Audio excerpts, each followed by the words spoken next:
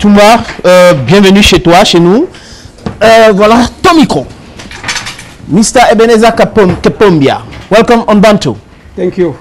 Quand tu m'as donné ça, j'ai cru que c'était une bière. Tu voulais plutôt une bière? Mitumba, oui. Dis-moi, enseignant, comédien, producteur, réalisateur, cette transition s'est passée comment? Tout naturellement. Moi, j'ai choisi dans ma vie enseigner, mais le cinéma m'a choisi. Donc, je suis allé au cinéma tout naturellement. Donc, j'ai pas forcé. Moi, je n'ai jamais fait d'école de cinéma. Je suis autodidacte. Je me suis formé sur le tas et par mes recherches personnelles. Donc, je suis aujourd'hui un cinéaste accompli, mais qui a traversé beaucoup d'étapes. Voilà, et je crois que je suis une preuve qu'on peut partir de rien pour atteindre le sommet. Voilà. Bienvenue une fois de plus à Mitumba. Le sénateur parlait tout à l'heure de la transition entre l'enseignement, le cinéma et tout. Tu as été révélé au monde à travers les déballeurs. Par exemple, moi je t'ai connu à travers les déballeurs. L'histoire aujourd'hui c'est quoi? Où sont passés les autres? Quel est devenu où sont passés les autres? Les autres. Qui ont commencé avec toi? Les déballeurs. Vous savez, il y a toujours des migrations. Les êtres humains sont tenus de bouger, de quitter d'un endroit à un autre. Au début, on a commencé comme une troupe. Bon, après aussi, on a constaté... On a bâti campagne lors de ces séries-là. Bien sûr, oui. C'était bien, c'était très bien. C'est par là qu'on a commencé. On s'est révélé au grand public à travers les déballeurs. Voilà. Après, il fallait être un peu plus sérieux. Pas qu'on n'était pas sérieux quand on faisait les déballeurs. Plus professionnel. Mais il fallait être plus professionnel. Et bon, on a aussi compris que le cinéma, c'est pas une affaire de groupe. Voilà, c'est pas le théâtre. Le cinéma, il faut changer les personnages à chaque film pour que cela intéresse les gens. Voilà. C'est pour ça que très vite, j'ai mis sur pied ma propre unité de production Chambéni Entertainment.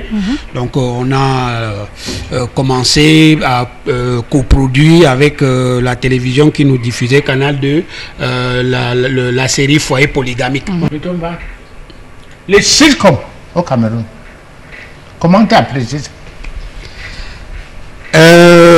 De plus en plus, les Camerounais se sont lancés dans la production des séries. Je crois que on est en train de gagner en galon en termes de production de séries. Avant, l'Afrique de l'Ouest avait pris une grande avance sur l'Afrique centrale, le Cameroun en particulier, puisque le Cameroun est le pilier en Afrique centrale en termes de beaucoup de domaines. Oui, en termes de cinéma. Aujourd'hui, on parle un peu plus du Cameroun. Quand moi je vais dans le marché du film maintenant, on dit mais avant on n'entendait pas parler du Cameroun, maintenant le Cameroun pond les séries, voilà, et tout.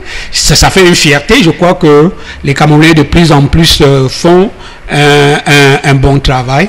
Sauf que il y a beaucoup de compétitivité dans le monde artistique et surtout dans la production du cinéma.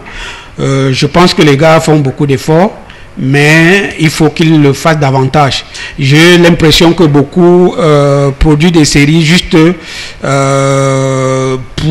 se faire de l'argent. Non, c'est justement aussi très important de faire de l'argent. Non, curieusement, les gens font des séries plus pour le plaisir de faire les séries ou bien de passer à la télé. Donc, parce qu'au Cameroun, à 99%, les réalisateurs sont en même temps producteurs, c'est-à-dire on fait de l'autoproduction. Mais Cindy Emadé tout à l'heure qui nous a parlé de son expérience. Voilà, ça fait que on voit plus le réalisateur et ils mettent plus en avant le talent du réalisateur et celui de producteur est un peu délaissé. Le réalisateur est un artiste, le producteur est un businessman. Or, les gens font le cinéma, mais ils ne maîtrisent pas le business du cinéma. Le côté business du cinéma. Le cinéma est certes un art, mais c'est une industrie. Ça veut dire c'est du business. quand on y met de l'argent, il faut que ça génère le bénéfice. Oui. Donc c'est la difficulté qu'ont beaucoup de cinéastes camerounais aujourd'hui à ne pas vraiment sortir du Cameroun ou bien à ne pas faire valoir leurs œuvres partout. Je suis aujourd'hui, peut-être avec Jean de Dieu, Tchenyebe, l'un des rares. Moi, hier encore, il manquait le Tchad. Je crois que je suis en contrat. D'ici quelques jours, on va finaliser ça. Il n'y avait que le Tchad en tant que pays francophone qui n'avait pas encore diffusé ma série. Dans tous les pays francophones d'Afrique, avait déjà diffusé au moins une de mes séries. Il y en a qui ont diffusé 3, 4. Et j'ai de la chance d'être le premier Camerounais à exploiter le marché du Tchad. Exploiter, non pas le marché du Tchad, le marché international. Parce que La Reine Blanche est doublée en espagnol. Et j'ai de la chance et l'honneur d'être le premier à doubler un film en espagnol et de diffuser sur une télévision mexicaine, le TV Azteca, qui a pris la première saison. Et on est là où je vous parle en train de puisque pour eux c'était un essai, lorsqu'ils ont fait doubler les 52 premiers épisodes.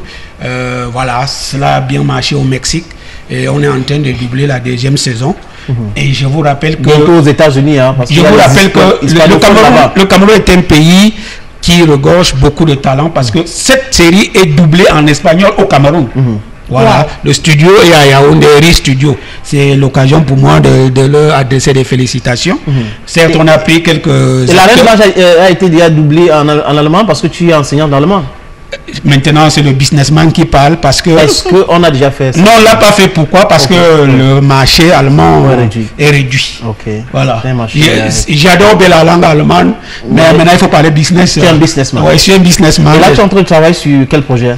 Je me repose. Je suis en train de faire le marketing des deux séries que j'ai produites en 2018, Abiba et Otage d'amour. Donc je vais plus voyager pour présenter ces séries sur le marché des films. Et tu vois, décidément tu as le problème avec les femmes, hein. Une femme t'a demandé de tomber enceinte. Tu lui as posé cette question. Et maintenant pour y avoir, comme on dit au quartier vulgairement, il faut que tu donnes un peu d'argent. Bon, enfin, c'est... Tu es un japonais à la peau noire? Écoutez, nous, dans mes scénarios, on essaie toujours de faire la peinture de la société. Voilà, on peint la société, on voudrait que les Camerounais, les Africains se retrouvent dans ce que nous faisons. Donc, on n'invente pas nos histoires, on prend dans la maison d'à côté, chez le voisin. Chez nous, c'est mon histoire, c'est ton histoire, et qu'on essaie de mettre en dirigeon et tout, et mettre un peu les épices pour que ce soit captivant, attrayant et avec des suspens qui poussent les gens à avoir l'appétit de regarder à chaque moment. Tout à l'heure, tu parlais du scénario. J'aimerais savoir, hein, depuis Les Déballeurs jusqu'à Abiba, La Reine Blanche et tous ces sitcoms qui ont été tournés par Mitumba, est-ce que c'est toi qui écris chaque scénario? Les histoires, tu les tires de chez tout le monde, mais est-ce que c'est toi qui prends la peine de les écrire? Oui, à 95%. J'ai écrit moi-même mes scénarios, c'est-à-dire Foyer polygamique, Ennemi intime, Cercle vicieux, La belle-mère, La Reine Blanche ont été, les scénarios ont été écrits par moi-même. Créés et écrits par moi. Mais bon, depuis les 2 dernières séries que j'ai faites, Abiba c'est une série créée par Paul Stevec, voilà, et écrite toujours par lui-même. Il y a Otage d'amour qui est une série créée par Ghislaine Towa que j'ai scénarisé avec lui-même et Hervé Mabou. Donc nous sommes au stade où nous achetons les scénarios aux scénaristes pour les produits. Ou bien nous passons du business. Voilà, on passe la commande. Il faut avoir le temps parce que tu fais du marketing en tant que producteur. ma tête me fait. J'ai d'abord enseigné beaucoup d'années et le cinéma, à un moment donné, on n'a plus suffisamment de force. Une substance grise. Oui, c'est ça, voilà. Et aussi, c'est du business, il faut donner du travail aux gens. Vous comprenez? Le cinéma est un métier. De cinéma, il y a des petits métiers dans le cinéma. Il faut faire travailler tout le monde. Donc, à l'heure où je vous parle, je suis en train de passer la commande d'écriture du scénario d'une série à un scénariste. Il faut le payer. Il faut payer le scénariste, il faut payer le dialoguiste et tout.